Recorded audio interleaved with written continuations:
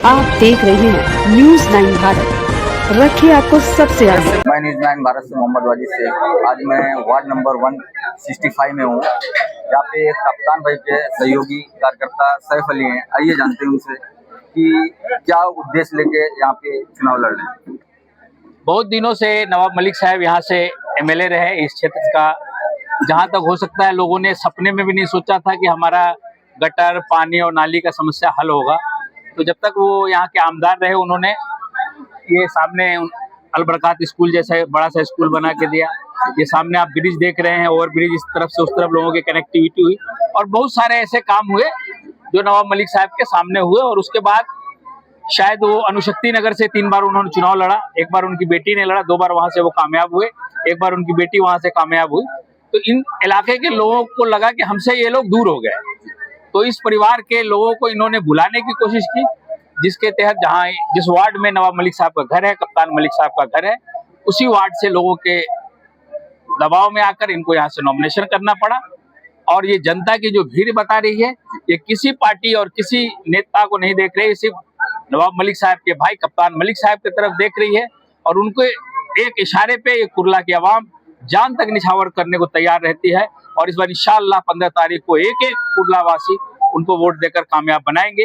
इसी उम्मीद के साथ हम लोग आप लोगों के बीच में जिस तरीके से यहाँ से पब्लिक को जो है यहाँ पे बाथरूम का प्रॉब्लम है, बहुत सी प्रॉब्लम है, उसमें आप यहाँ पे आवाम को क्या बोलना चाहेंगे। करीब 25 साल पहले जब नवाब मलिक साहब यहाँ के आमदार नहीं थे, तब लोगों को कैसे सर पे पानी का हंडा ढोना पड़ता था, कैसे गंदी नालों में लोगों को चलना पड़ता है, ये जनरेशन को पता नहीं। इससे पिछले जनरेशन को आप पूछिए।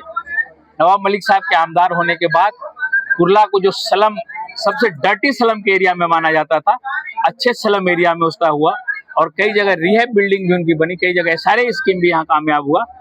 और मीठी नदी के किनारे जो लोग, कुछ लोग को का घर तोड़ा गया, उनको महाडा में मकान भी मिला। और बहुत सारे ऐसे काम हुए जो दूसरे इलाकों में वो काम नहीं हो पाया। रोड कटिंग में लोगों का जो मकान गया, उनको भी महाडा में फ्लैट मिला, उनको भी घर मिला।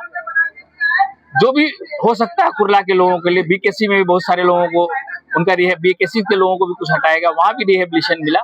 ये शायद नवाब मलिक साहब के विजन का ही नतीजा है, जो कुर्ला की आवाम आज सबसे गर्व से कह सकती है कि हम इस इलाके में रहते हैं जहाँ कुर्ला नाम है इसका। और बम्बई के झुग्गी झोपड़ी और चौल के एरिया को एक बड़े विकसित एरिया में अगर किसी ने डेवलप किया तो उस शख्स का नाम है नवाब मलिक। और उनके पीछे ही कुर्ला की आवाम हमेशा रहती है। ये इलेक्शन में 165 वार्ड की जनता भी ये बताएगी कि नवाब मलिक साहब और कप्तान मलिक साहब सही में कुर्ला वासियों के लिए उन्होंने बहुत मेहनत किया और बहुत काम किया। और अगर जीत जाते हैं और भी बहुत सारा काम होगा।